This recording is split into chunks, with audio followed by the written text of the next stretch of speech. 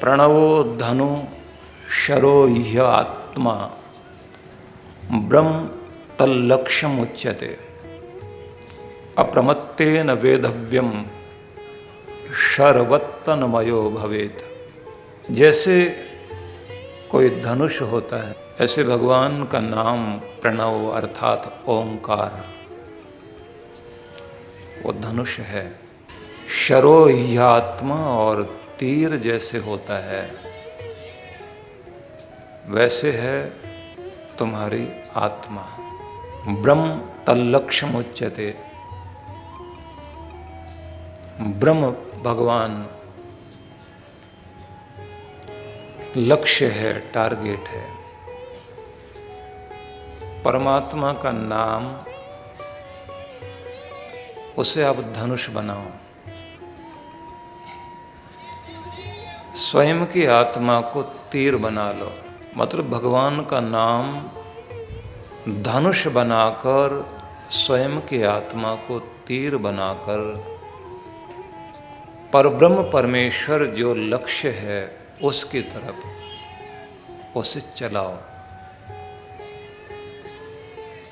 धनुष बेकार है बिना तीर के और तीर बेकार है बिना धनुष के। तो हमारी आत्मा, हमारा जीवात्मा यह तब तक निरर्थक है जब तक भगवान के नाम से इसे जोड़ा ना जाए। तो तीर और धनुष दोनों चाहिए। तन मिला है तो तन में भगवान का नाम जोड़ना जरूरी है। और जिह्वा पर जब भगवान का नाम चले तो फिर उसको ले जाओ भगवान की ओर। मतलब हर दिन तुम्हारी यात्रा भगवान की तरफ चले। तुम्हारे श्वासों की सरगम उस परमेश्वर का नाम ही जपने वाली बन जाए जिसने तुम्हें जन्म दिया, दुनिया में भेजा। अप्रमत्तेन वेदव्यम शरवत तन्मयो भवेत्। जैसे कोई तीर चलाने वाला बिल्कुल एकाग्र हो जाता है, निशाना लगाने वाला जैसे पूरी कंसंट्रेशन बनाकर और फिर निशाना लगाता है और साथ में सावधान होकर लगाता है। ऐसे इधर उधर देखकर निशाना नहीं लगता। तो कहते हैं जपने वाले व्यक्ति जिह्वा पर अपने भगवान का नाम रख और तुम खो जाओ नाम में इतने कि तुम्हारी आत्मा मिल जाए उससे। और अपनी आत्मा को उठाकर नाम जपते जपते भगवान के चरणों में फेंक दो खुद को और बस कल्याण हो जाएगा। ये रास्ता है तुम्हारा। तो जीवन बेकार है अगर इसमें भगवान का नाम नहीं है। नाम जपने का मतलब ये नहीं है कि काम धंधे छोड़कर केवल आदमी माला लेकर बैठ जाए या घर बार छोड़े और किसी गुफा में जाकर बैठ जाए कि अब तो बस नाम जपते जपते जिंदगी पूरी होगी। अच्छी बात है अगर किसी व्यक्ति का वैराग्य इतना सध जाए कि उसे संसार से नहीं करतार से ही प्यार हो जाए, लेकिन ऐसा कम हो पाता है। देखा है कि जो लोग वहाँ पहुँच भी जाते हैं तो वहाँ से फिर वापस लौट आते हैं दुनिया में। कभी कभी तो यहाँ तक होता है कि व्यक्ति माला लेकर बैठा पेड़ के नीचे, बैर विरोध भूल कर गया, अब किसी से कोई लेना देना नहीं, सिर्फ भगवान से लेना देना है। लेकिन जहाँ भी आदमी जाएगा तो वो कहते हैं ना, पंचत्वा अनुगमिष्यन्ति यत्र यत्र गमिष्यसि। विदुर जी ने ऐसे कहा अपनी नीति में। तुम कहीं भी चले जाना दुनिया में, 5 लोग साथ चलेंगे ही चलेंगे। एक आदमी तो वो जो जाते तुम्हारा दोस्त बनेगा। कहीं भी गए एक न एक दोस्त मिलेगा और एक न एक वो भी होगा जो दुश्मनी करेगा। बिना बात के, कुछ बिगाड़ा नहीं तो भी शुरू हो जाएगा। जहाँ जाओगे तो एक दोस्त और एक दुश्मन, और एक वो जिसके सहारे पर तुम रहोगे, एक वो जो तुम्हारे सहारे पर रहेगा। 4 हो गए, एक 5वां और मिल जाएगा जिसे ना तुम्हारे से कोई लेना देना ना तुम्हारे दुश्मन से कोई लेना देना, तो 5 हो गए ना। इसी का नाम है समाज। जहाँ जाओगे ये तो मिलेगा ही आपको। तो कहा है कि अगर जंगल में भी चले गए तो वहाँ भी यही होगा। माला लेकर बैठा था पेड़ के नीचे, अब कौवा आ गया। उसने सोचा कि कोई नहीं बैठता था, ये बैठा है तो और कुछ नहीं बिगाड़ सकता, इसके ऊपर बीट करूँगा। ढूंढ के वहीं आया और ऐसा निशाना साधा उसने, कर दिया टीका। अब ये जो उठ के भागा, माला तो रख दी एक तरफ, बोला पहले तुझे निपटूंगा मैं, बाकी तो बाद में जपेंगे माला। अब पत्थर लेकर कभी इधर फेंके कभी इधर, और वो कौवा भी कमाल का था, उसने बिरादरी इकट्ठी कर ली अपनी। उसकी बिरादरी के बहुत लोग होते हैं ना। अब बिरादरी वाले आगे सब चिल्लाएं तो अब ये वहां से छोड़ के दूसरी तरफ गया। अब वो भी कमाल के, जिधर ये जाए पीछे पीछे वो भी। अब ये कहता है इससे तो अच्छा अपना घर ठीक था, जहां जाए वहीं कोई ना कोई अड़चन।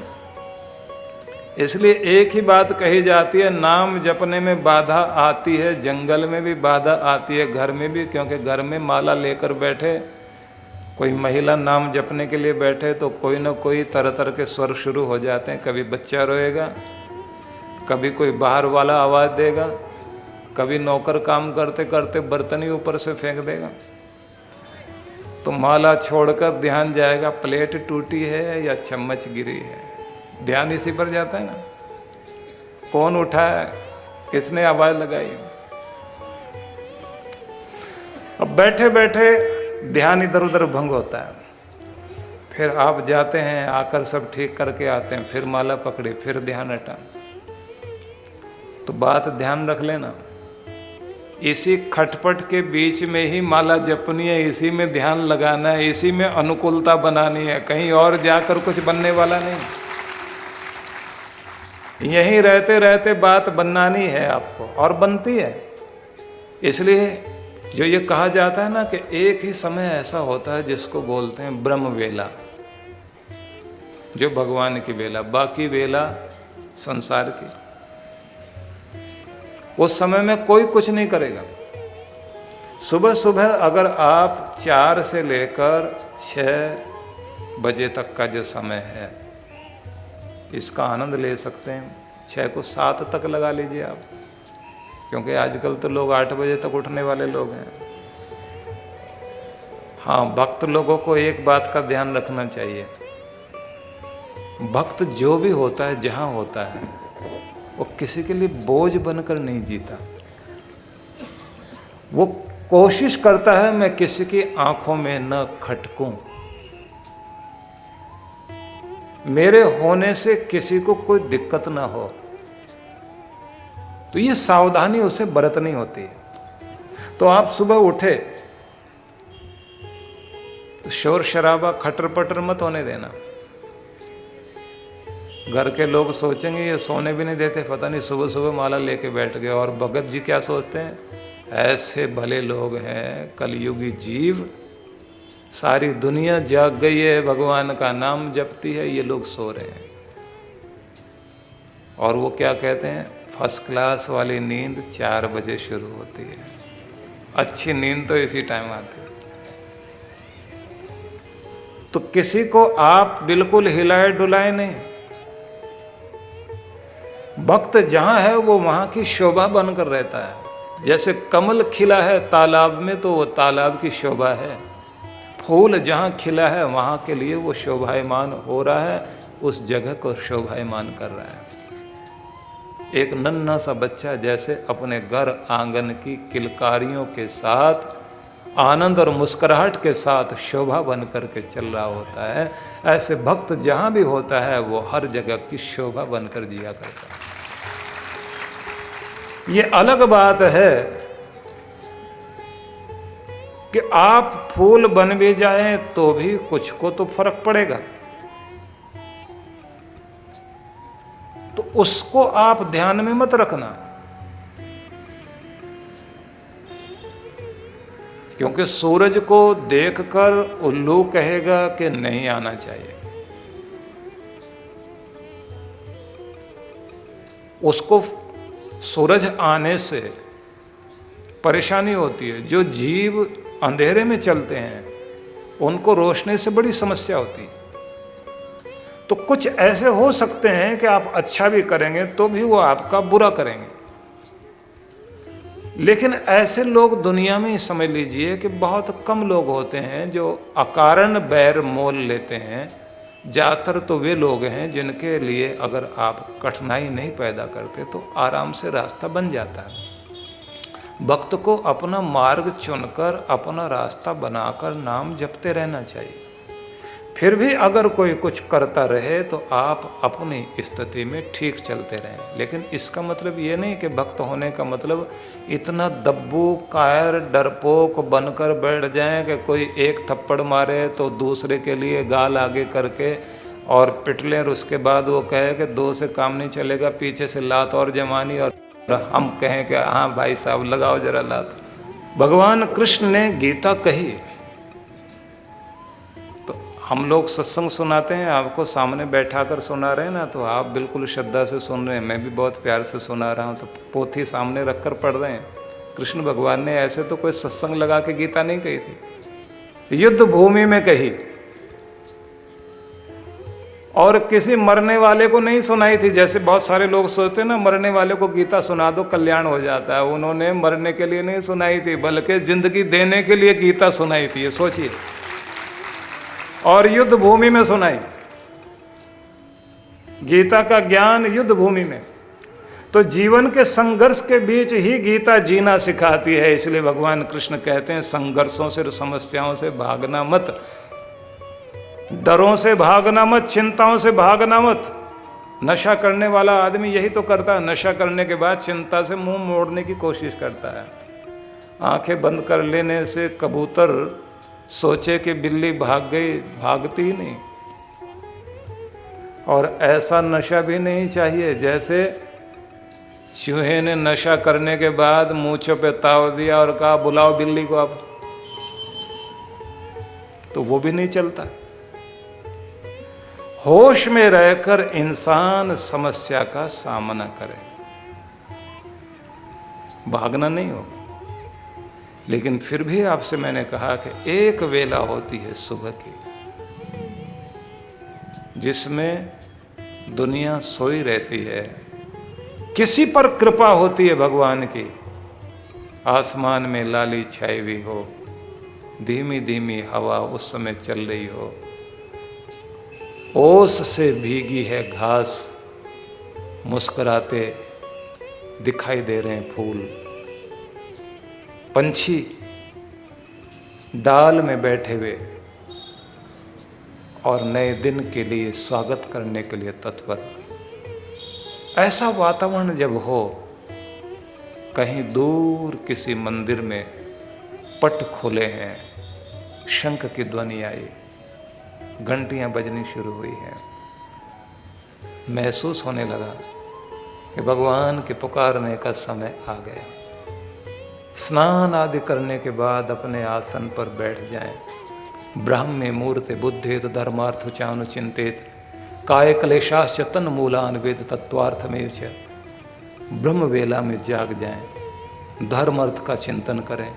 शरीर में रोग है तो उसके बारे में, जीवन में कोई समस्या है उसके बारे में भगवान से प्रार्थना करें, अंदर चिंतन करके समाधान खोजें और ब्रह्म वेला में जो चाहें वो पाएं, क्योंकि उस वेला में जो कुछ हम मांगते हैं भगवान देते हैं। देवता धरती पर विचरण करते हैं।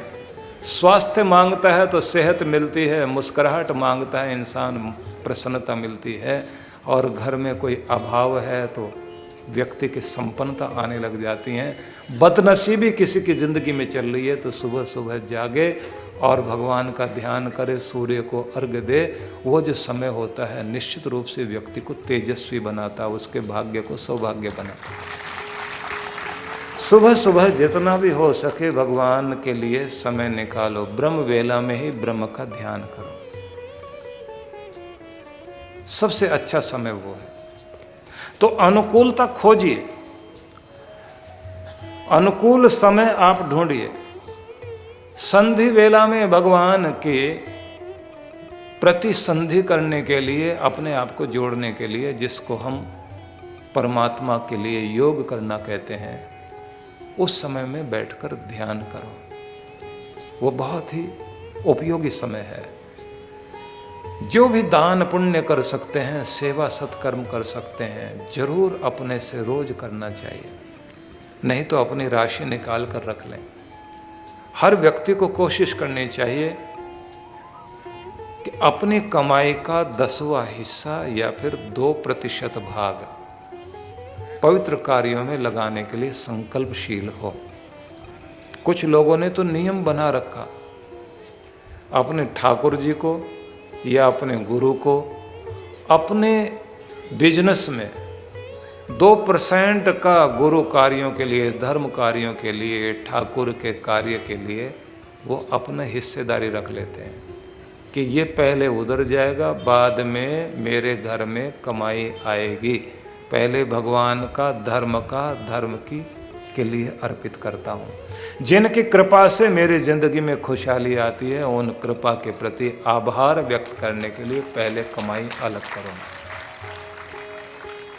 फिर व्यक्ति ये भी सोचता है कि रोज मेरे हाथों से पवित्र कार्य हों, सेवा का कोई ना कोई काम जरूर होना चाहिए। जबान पर मेरे प्रभु का नाम चलता रहे, हृदय के अंदर उसके भाव बने रहें और मेरी दिशा दशा दोनों ठीक रहे। ये संकल्प होने ही चाहिए। इससे जो कुछ प्रभाव जीवन में आता है वो बहुत बड़ा कल्याण करता है। क्योंकि जब हमारी कमाई पवित्र होती है और नाम जपने से वाणी पवित्र होती है, सत्कर्म करने से हाथ पवित्र होते हैं और सत्संग की ओर चलने से, पवित्र स्थान में जाने से हमारे पग पवित्र होते हैं, उसी तरह से पवित्र चिंतन करके हमारा मन पवित्र होता है, हृदय में प्रेम के भाव भरने से हृदय पवित्र होता है। और ये भी ध्यान रखें, बुद्धिर ज्ञानेन शुद्धयति, बुद्धि जो है ज्ञान से शुद्ध होती है। विद्या तपोभ्याम भूतात्मा, पवित्र विद्या से और तप से हमारी आत्मा पवित्र होती है।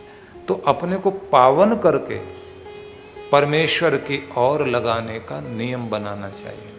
सुबह सुबह रोज आप व्यवस्थित करें स्वयं को, क्योंकि आपको कहीं भागकर जंगल में जाने की जरूरत नहीं है, पर अभ्यास जरूर करना चाहिए। गुरु के पास आश्रम में भी जाते हैं तो थोड़े दिन रहकर आओ, तप करके आओ, वातावरण बनाकर आओ, मनोदशा बनाकर आओ, उसके बाद घर में अपने वो प्रयोग जारी रखो। वहां जाना इसलिए जरूरी होता क्योंकि वातावरण वहीं जाकर बनेगा, नहीं तो आप फिर अपने उन्हीं झंझटों में फंस जाओगे।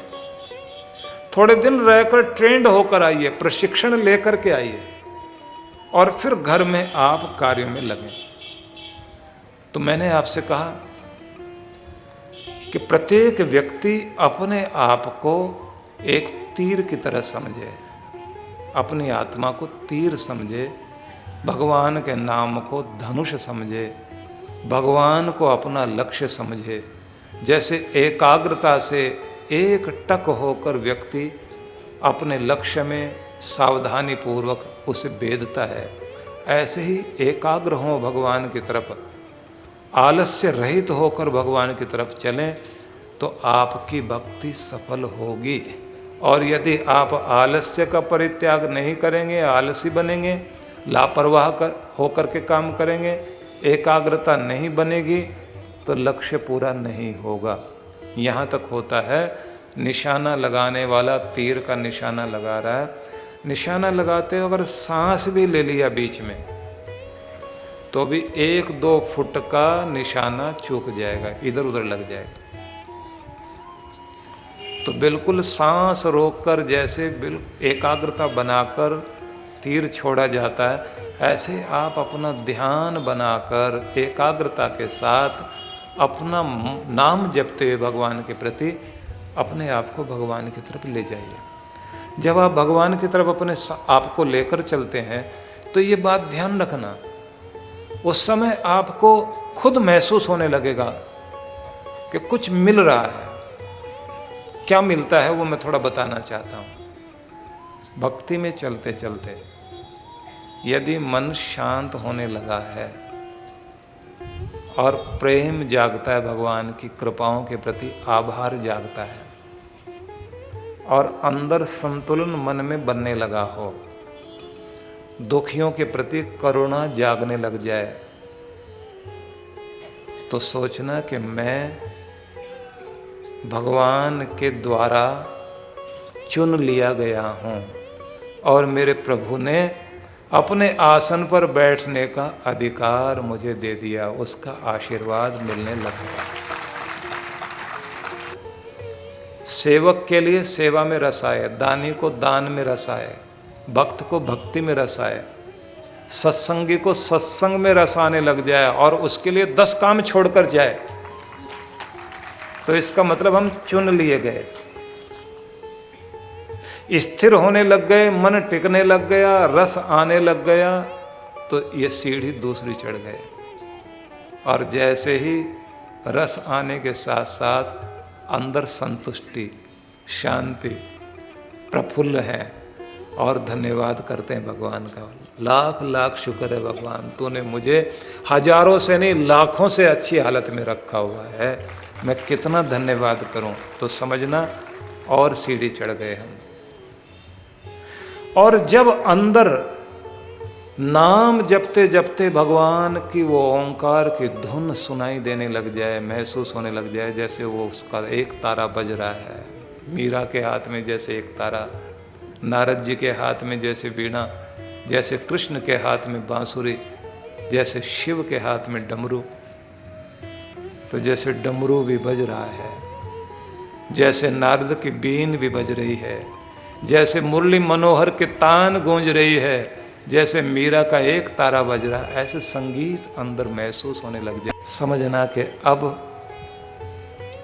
मुझे उसके स्वर सुनाई देने लग गए, नजदीक में हूं कहीं। प्यारे का धाम दूर नहीं है, क्योंकि महल जहां होते थे राजाओं के, बाहर नौबत खाना होता था, बंदीजन जहां बैठकर साज बजाते थे।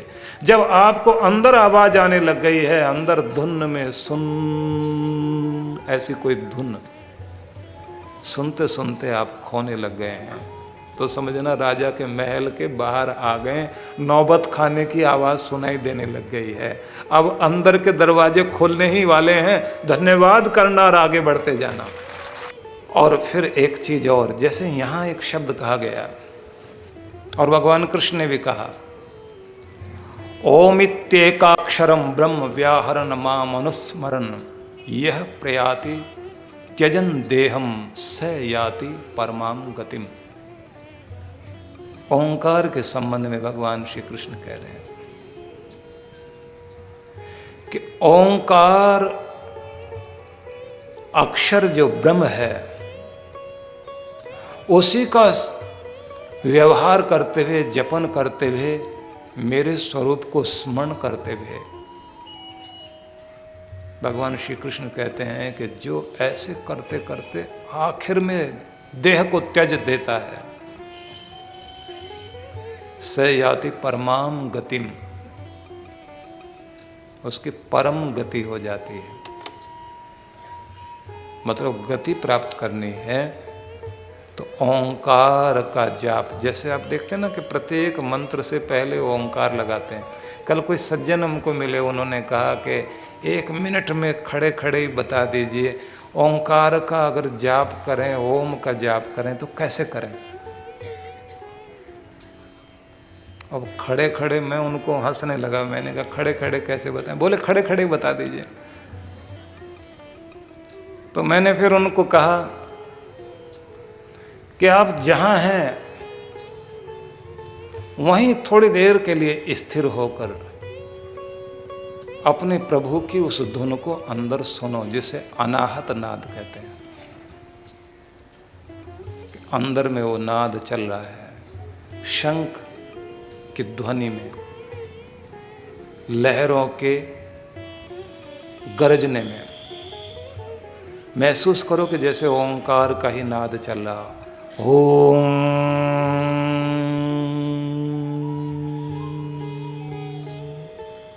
और घंटा नाद में, घंटे की ध्वनि में।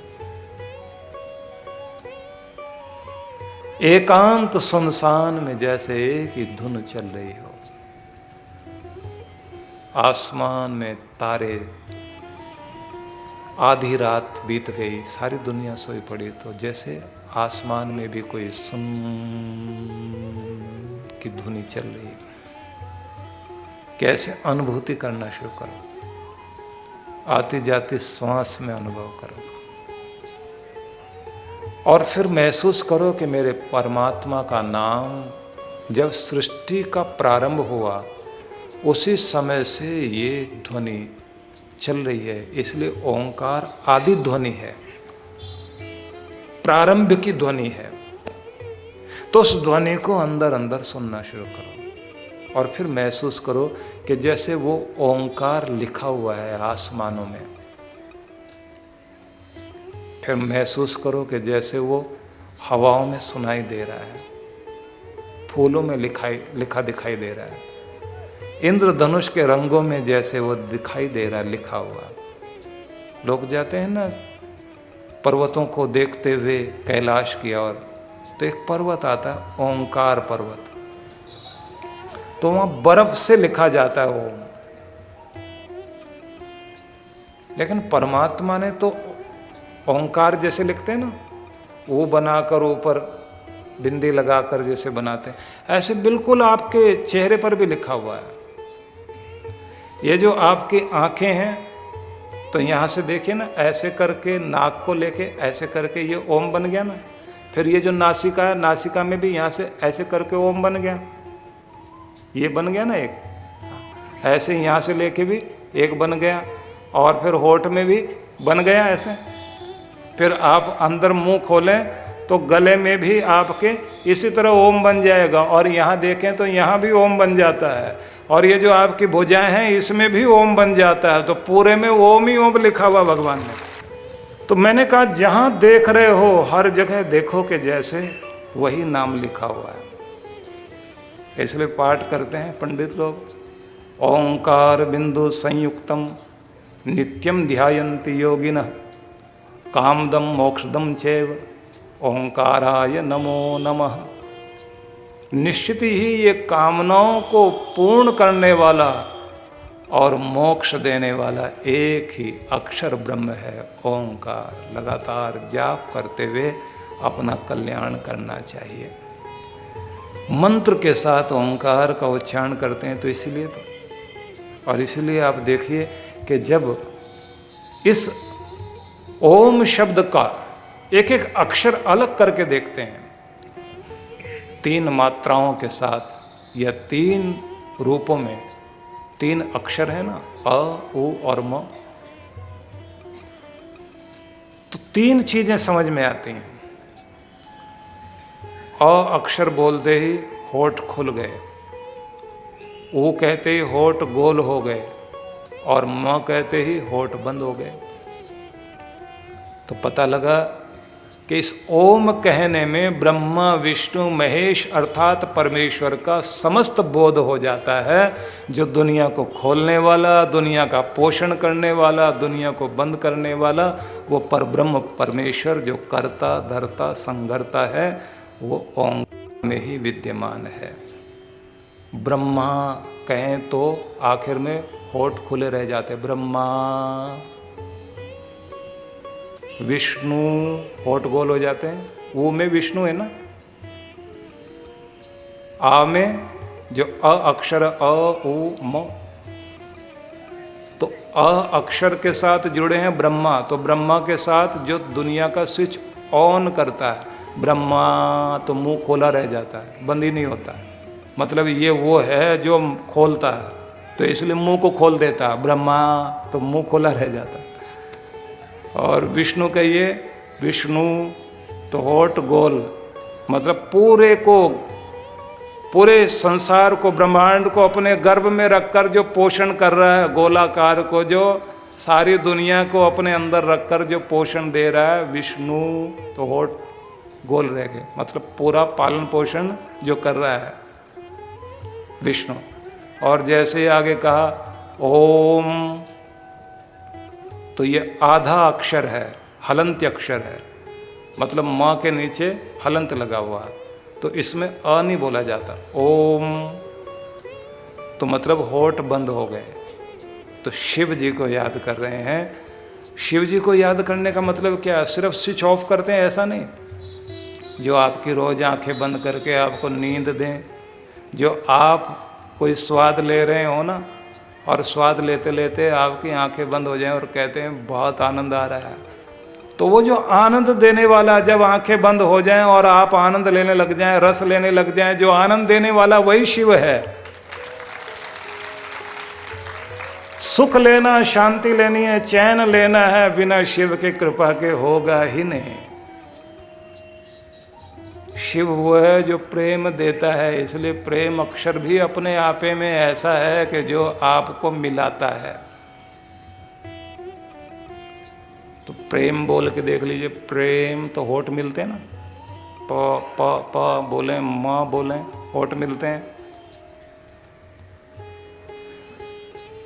क्योंकि अक्षर ही ऐसे रखे हैं ऋषियों ने कि जो मिलाते हैं। प म ये होठों को मिलाता है, तो प्रेम वो जो मिलाए। और झगड़ा बोल के देखिए, देखें होठ मिलते हैं क्या? झगड़ा झगड़ा झगड़ा बोल के देखो। एक दूसरे की तरफ देख के मत बोलना, मेरी तरफ देख के बोलना। मेरी तरफ देख के बोल लीजिए, मैं झगड़ा नहीं करूँगा। तो झगड़ा, होठ खुले रह गए ना, बंद ही नहीं होते। तो झगड़ा किसी को मिलाता है क्या? अलग ही करता है। तो झगड़े में जब होठ नहीं मिले, अच्छा तकरार बोलिए, तकरार। देखिए होठ मिले क्या? तकरार, रा रा ता ता नहीं मिलते ना। और प्रेम पैसे ही, पहले अक्षर से ही मिले, आखिरी वाले से भी मिल गए, तो प्रेम में ताकत है मिलाने की। तो ओम जब बोलते हैं तो ओम का आखिरी अक्षर कहता है कि मैं तुम्हें आनंद से मिलाता हूँ। भगवान शिव हमें प्रेम से जोड़ते हैं। अद्भुत है। तो जब हम ओम अक्षर का उच्चारण करते हैं तो कहते हैं यही हमें शक्ति देता है, यही हमें मुक्ति देता है, यही हमें पोषण देता है, यही हमें उन्नति देता है। मुक्ति पानी है तो कहते हैं इसी का सहारा लेना चाहिए। और भुक्ति पानी है, संसार के भोग भोगने हैं, तो भी इसी का सहारा लें। खटवांग राजा की कथा सुनाई जाती है ना, आप लोग सुनते रहे हैं, तो उसमें एक बात बहुत अच्छी लगती है। खटवांग राजा मृत्युशैया पर है, और जब मृत्युशैया पर है तो उन्होंने अपने गुरु को बुलाकर कहा, महाराज मुक्ति कैसे हो, कुछ रास्ता बताओ। तो बात सुनते ही गुरु ने एक बात कह दी कि हम जो कहेंगे सिर्फ सुनोगे या मानोगे? बोले नहीं महाराज, मान लेंगे। तो उन्होंने कहा कि एक चीज याद करो, शरीर छूट जाएगा अभी, तो बहुत सारी चीजें तुम्हारे नाम से बेदखल हो जाएंगे। जैसे किसी को बेदखल कर दिया ना, जमीन से बेदखल कर दिया, अधिकारों से बेदखल कर दिया, तो तुम्हारा नाम भगवान बेदखल कर देगा। अब ना जमीन तुम्हारी रही, न परिवार तुम्हारा रहा, न रिश्ते नाते वाले कहने के लिए कहते रहे, कोई काम नहीं आएगा, ना तुम किसी के, ना कोई तुम्हारा। और धीरे धीरे धीरे धीरे करके लोगों की आंखों से तुम्हारा चित्र ओझल होगा, शक्ल ही भूलने लग जाएंगे, नाम भूलने लग जाएंगे। और कुछ समय के बाद ऐसा हो जाएगा, लोग कहेंगे पता नहीं ऐसा कोई आदमी था भी या नहीं था, सपना सही रह गया। घर के लोगों को थोड़े दिन लगता रहेगा कि जैसे कहीं गए हुए हैं, लौट के आएंगे। पत्नी को ध्यान आता रहेगा कि जैसे आज सुबह कहीं आए थे वो। कभी शाम को लगेगा कि कहीं किचन के पास खड़े थे। कभी लगेगा ड्राइंग रूम में, यहाँ घर के आंगन में आ गए थे। जाग जाएगी, बच्चों को बुला करके बोलेगी तुम्हारे पिताजी की शक्ल दिखाई दी, और बच्चे डांटते हैं बुद्धि खराब है, कैसे आ जाएंगे अब वो। उस बेचारे को याद आता रहता, बाकी किसी को नहीं। सब डांट रहे होते हैं कि सब भूल जाता है इंसान, धीरे धीरे बेदखल कर दिए जाओगे थोड़ी देर के बाद। गुरु ने कहा मौत तुम्हें बेदखल करेगी दुनिया की चीजों से, अधिकारों से। अगर तुम हमारी बात मानते हो तो एक बात याद करो कि महाराज समझाओ, बोले मौत तुम्हें बेदखल करे उससे पहले तुम बेदखल कर दो हर चीज को, कि जाओ छोड़ दी हर चीज, ऊपर उठ जाओ। और ऐसे ही बर्ताव करो कि आज से मैंने इन पदार्थों पर, वस्तुओं पर अधिकार छोड़ा। उन्होंने कहा महाराज मैंने छोड़ा अधिकार, राज्य, महल, खजाना, अधिकार। बोले अब क्या दिखाई देता है? बोले मैं अकेला दिखाई दे रहा हूं। बोले अपने नाम को भी हटा दो, जैसे तुम दुनिया में बच्चे की तरह आए थे वैसे ही, जिस पर अभी कोई नाम नहीं लिखा गया, नाम नहीं बोला गया। ये बच्चा किसका है वो नाम भी हटा दो। और जब तुम बिल्कुल अकेले अकेले अकेले हो जाओ, तब भगवान से कहो अब मैं सिर्फ तेरा हूं, तेरा हूं, तेरा हूं, तेरा हूं, सिर्फ तेरा हूं भगवान, सिर्फ तेरा हूं। अब ऐसे जप करके देख, प्यारे की नगरी दूर नहीं दिखाई देगी, बहुत नजदीक दिखाई देगी। उसने कहा महाराज ये बात पहले क्यों नहीं समझाई थी, बहुत आनंद आ रहा है अभी। बोले पहले मरने की घड़ी नज़दीक नहीं थी ना, तुम्हें लगता था मरने की बात तो अशुभ होती है, अब ठीक लग रही है, इस समय जो है सही घड़ी आ गई है।